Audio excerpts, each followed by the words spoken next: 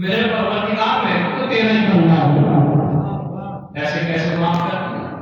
تو کوئی عدل تو ہونا چاہیے، کوئی میزان عدل تو قائم ہو۔ اب اس کا کہاں سے جواب لائیں؟ تو علماء اسلام متفق ہے اس بات کو لکھنے کے لیے کہ اس کا ایک ہی حل ہے، اور وہ حل یہ ہے کہ اپنے نامہ اعمال میں سے اسے کچھ نیکیاں دے دو۔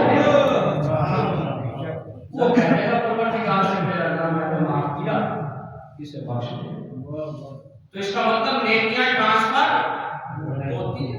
اب تعجب کی بات، مر جانے کے بعد تو نامہ اعمال سے نیکیاں ٹرانسفر ہو جائیں، اگر ہم زندہ بیٹھے بیٹھے اپنی نیکیوں کو کسی مرحوم کو ہدیہ کریں تو وہ نہ جائے؟ یہ نامہ اعمال میں ہمارا لکھا جاتا ہے۔ آپ مجلس میں آ کر بیٹھے تو حق یہ ہے کہ آپ کے نامہ اعمال میں یہ نیکی لکھی جائے کہ آپ مجلس کریں، آپ نے زکات کی، آپ نے نماز پڑھی، آپ نے صدقات کیے، آپ نے کسی کی مدد کی، آپ کے نامہ اعمال میں تحریر کیا جائے، یہ حق ہے۔ لیکن ہم کہہ رہے ہیں میرے پروردگار، میری یہ نیکی جو میرے نامہ اعمال میں لکھی جانے تھی، میں نے اپنے فلاں برادر کو ہدیہ کر دی، اسے بخش دیا۔ تو وہ اللہ جو مرنے کے بعد راضی ہے کہ اس کے نامہ اعمال سے تم لے جاؤ، تو زندگی میں ناراض رہے گا کہ یہ زندگی والی نیکیاں نہیں ہوگا۔ تو ہر صاحبان عقل کی عقل یہ فیصلہ کرتی ہے کہ نیکیاں ہم اپنے مرحومین تک پہنچا دیں، لیکن تقریباً کوئی 8-10 سال ہو گئے اس بات کو پڑھے ہوئے، سوچ رہا ہوں نماز پڑھ لیتا، صلوات پڑھیں۔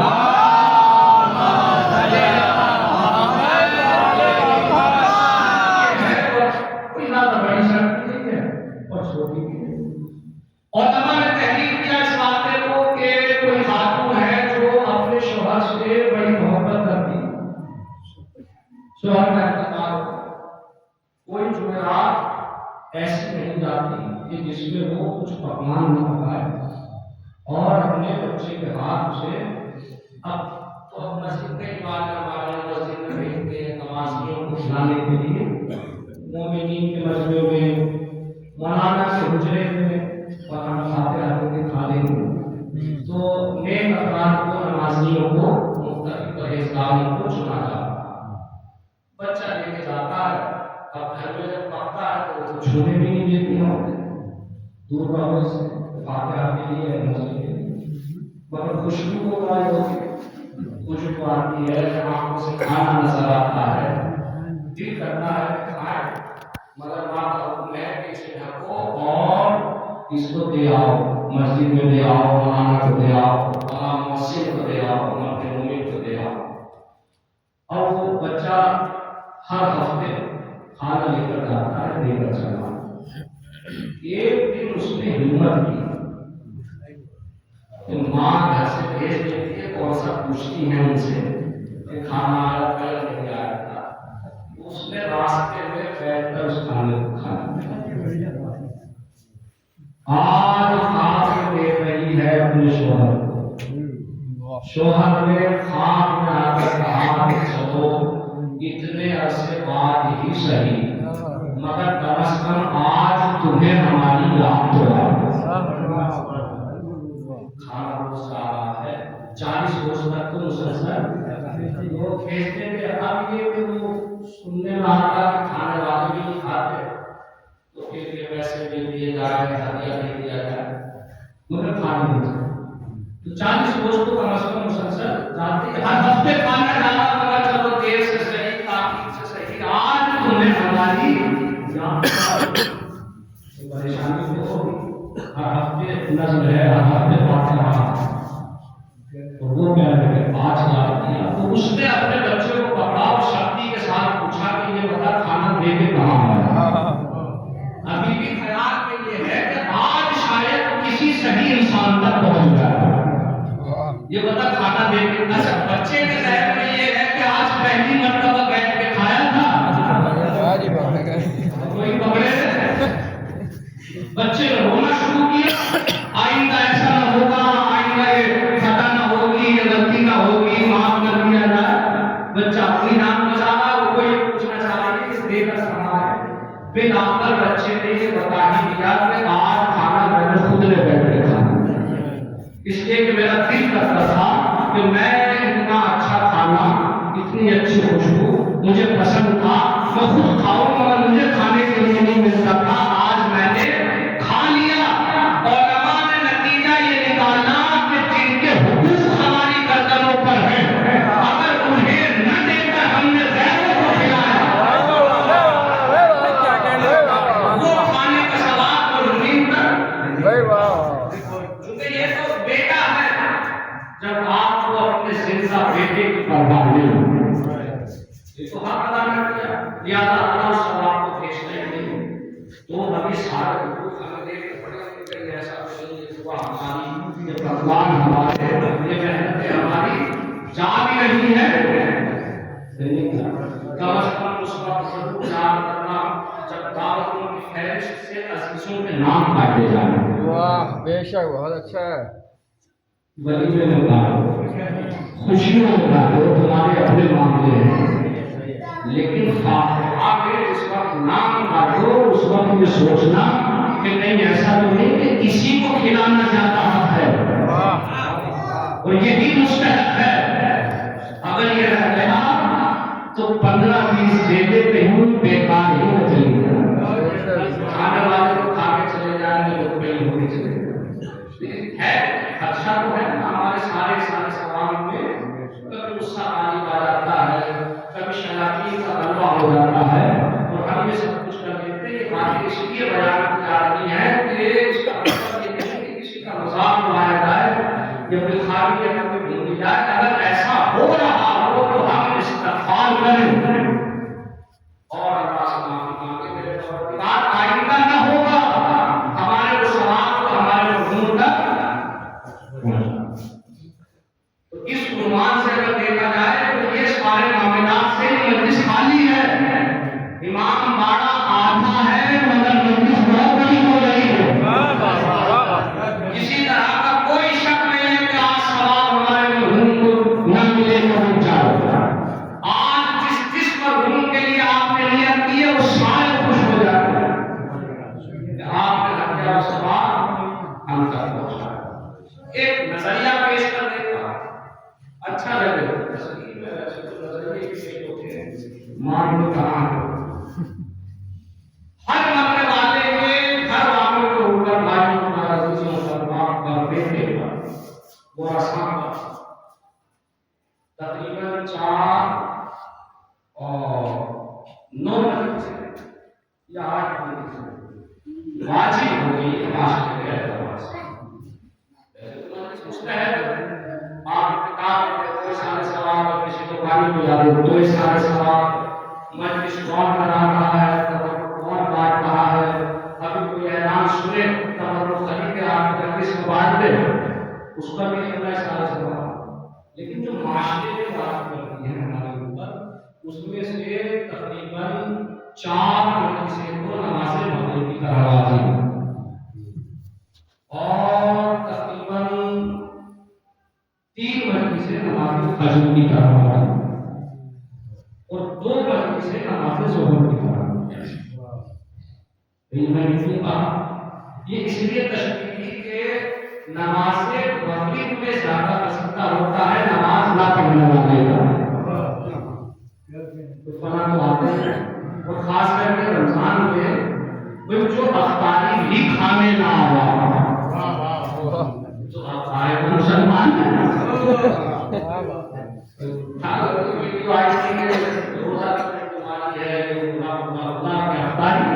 بالکل ہی کافی سال دیا ہم تو نماز مغرب میں افطار میں تو خاص کر کے سب کو پتا رہتا ہے، جو مغرب کی نہیں پڑھ رہا ہے بس مان لیا جاتا ہے کہ یہ تو پڑھ ہی نہیں رہا، تو 4 مجلسیں تو نماز مغرب کی طرح ہے کہ جن کا اعتراض اور طرز اور کھانا آپ کو بے حد ملے گا، ہر آدمی پوچھنے والا ہو سوئے نہیں کرایا، 10 نہیں کرایا، 20 نہیں کرایا، 40 نہیں کرایا، اور 3 مجلسیں نماز ظہر کی طرح،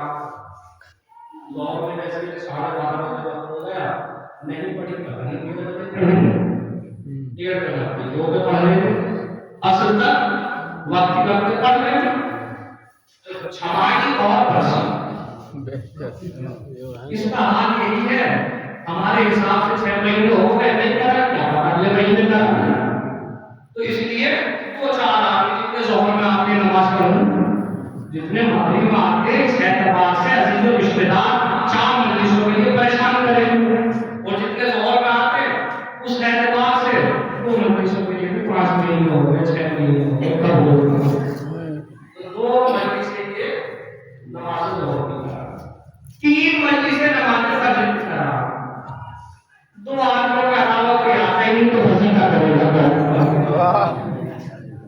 تو دماغی کا اور موبائل کا کوئی حساب بتاتے نہیں بے شک جیسے ہمارے بچے کا کچھ نے باتیں نہیں تو بھی گئے تھے نہ ہم گئے بول گئے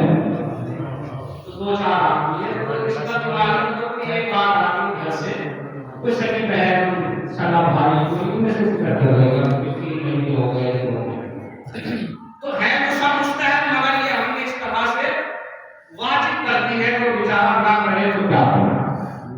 اچھا بھی سوچتا ہے کہ اتنی کما رہا ہوں یہ سب دولت تو پیسے کا زندگی پر کھانا کتنا رہے تو میری زندگی کا کوئی حال تو اس طرح کی فکریں ہمیں پریشان کرتی ہے حالت یہ آ جاتی ہے کہ کھا لیتے قرض لیتے مانگتے بعد میں آخر کے لڑائیاں بھی ہوتی بٹوارے بھی ہوتے اور وہ یقین بیچارے مجھے پتہ بھی نہیں ان کا بھی حق مار لیا جاتا تو انہوں نے جو کہا ہے اتنا خرچہ کر لو معلوم ہوا کہ جتنا ان کا بن رہا تھا باپ کی میراث میں وہ بھی نہیں مل رہا تو ہم نے تمہارے باپ کا چیزن کیا ان کا بچپنا تھا انہیں کیا پتا اس نے کیا کرنا تو اب یہ سب حالات ہے ساتھ میں ہم نے ایک وجہ سے تو اس وقت رکھی گئی ہے کہ جب چیزن ہو گیا تو جو ان کے سبب پر واجب تھی وہ تو انہوں نے اشارہ نہیں کرا اب ایک وجہ سے یہ آپ نے کہا فائدہ ہے جس کی وجہ کوئی مشکل نہیں ہے لیکن رائے یہ ہے کہ کتنا اچھا ہو جائے کہ اگر ہم 4 مجلسوں میں سے کسی ایک مجلس کی ذمہ داری انجمن اپنے سر پہ اور خاص کر کے اگر سوئم کی ذمہ داری لے تو یہ بہت اچھا ہے اس لیے کہ تیسرے دن کسی مرحوم کے گھر پر کھانا نہیں چاہیے یہ شریعت کہتی ہے ایک تو فائدہ یہ ہوگا کہ اس دنیا کے ساتھ کے بیچ میں جو شریعت کہتی تھی ہم اس پہ عمل کر رہے ہیں بے شک بے شک ہم کسی مرحوم کے یہاں کھانے نہیں دیں گے تو مہمان آیا بھی ہے تو وہ ہمارے یہاں تھا تو اگر انجمن سوئے کی ذمہ داری لے تو یہ سب سے بڑا فائدہ تو یہی ہے کہ آپ نے بتا دو کہ شریعت عمل کر رہی ہے دوسرا فائدہ یہ ہو جائے گا تو بات کھل جائے ابھی تو انہوں نے اپنے عزیز کو قبول کیا دوسرے دن سے یہ فکر ہو گئی کہ کھانا کا کیسے بنے گا اور کہاں سے آئے گا اور کیا ہوگا یہ پریشانی ہے وہ جو ہو جائے اس کے بعد اس کو کہ حالات آپ کو معلوم نہیں ہے عزیز و رشتے دار خاندان والے لوگ بیٹھ کر جب لوگ تھے ایک بڑی سے 40 مجلس سے رہے گی اور وہ پھر اس کے پاس 1 مہینے کا تقریباً وقت ہے تو وہ بھی الحمدللہ ہو ہی جائے سلامات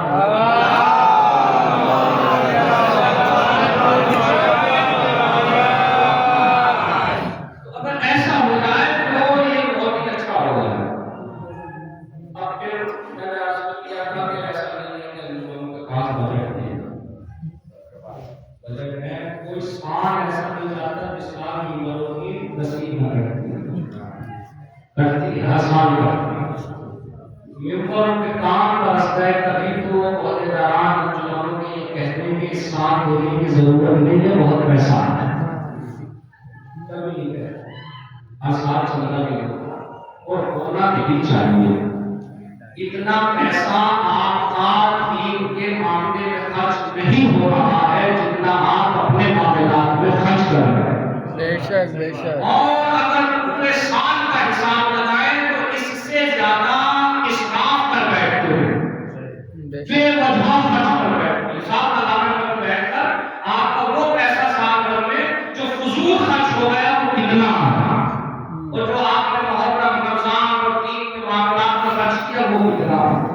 اور جو آپ نے اپنی خوشیوں میں خرچ کیا وہ کتنا تو آپ پائیں گے کہ دین کے معاملات میں تو بڑا مختصر سا خرچ کیا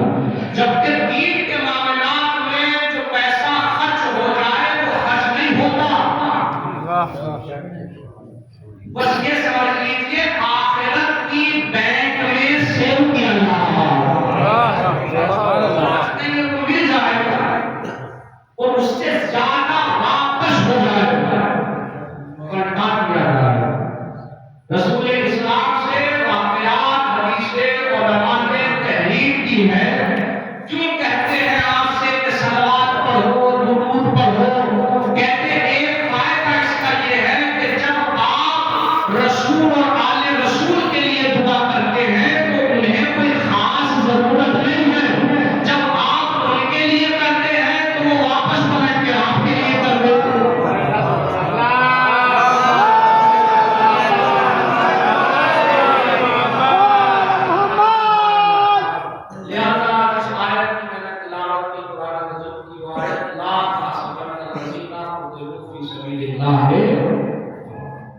جو اللہ تعالیٰ کا کر دیے گئے ہر چیز کو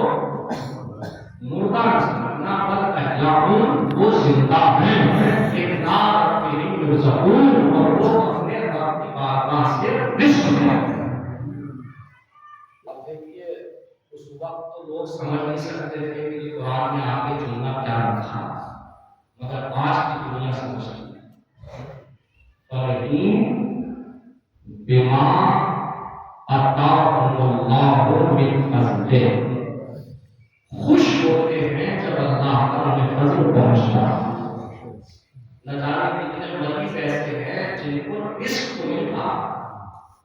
وینٹیلیٹر پہ ہے، ہاسپٹل میں ہے، گھروں میں ہے، بدن زندہ ہے، رزق پا رہے ہیں. اگر ہم یہ تصور کر لیتے کہ شاید ایسے زندہ ہوگا جیسے یہ کنویں میں انسان بیٹھا ہوا ہے، ایسے زندہ ہوئے تو قرآن نے ایک جملہ اور لکھ دیا کہ جب انہیں رزق ملتا ہے تو وہ خوش ہوتے ہیں. یعنی اس جملے نے یہ بھی رد کر دیا ویسا نہ سمجھنا کہ نہ سن رہے ہیں، نہ سوچ رہے ہیں، نہ سمجھ رہے ہیں. انسان اس وقت تک خوش ہو ہی نہیں سکتا جب تک سن نہ رہا ہو، سمجھ نہ رہا ہو. ایسے زندہ نہیں ہے کہ جس نے مردہ ہے بس اللہ انہیں رزق دیے چلا جا رہا ہے تاکہ ان کا بدن خراب نہ ہو. خدا نے قرآن میں کہا وہ خوش بھی ہوتے ہیں، یعنی ہر بات کو سمجھتے ہیں، ہر آواز کو سنتے ہیں. تو جب شہید زندہ ہے تو کیا سید الشہداء کی زندگی میں کوئی تعجب ہے؟ شہداء مسردار حاکم مقدس ارطبیلی بہت بڑا نام ہے مقدس تشیع کا، اس لیے کہ ان کے والد کا وہ واقعہ بڑا مشہور ہے، سیر ہوا تھا جو ان کے تقوی کا دلالت ہے کہ سیر بھوک کی وجہ سے لاپرواہی میں کھا تو لیا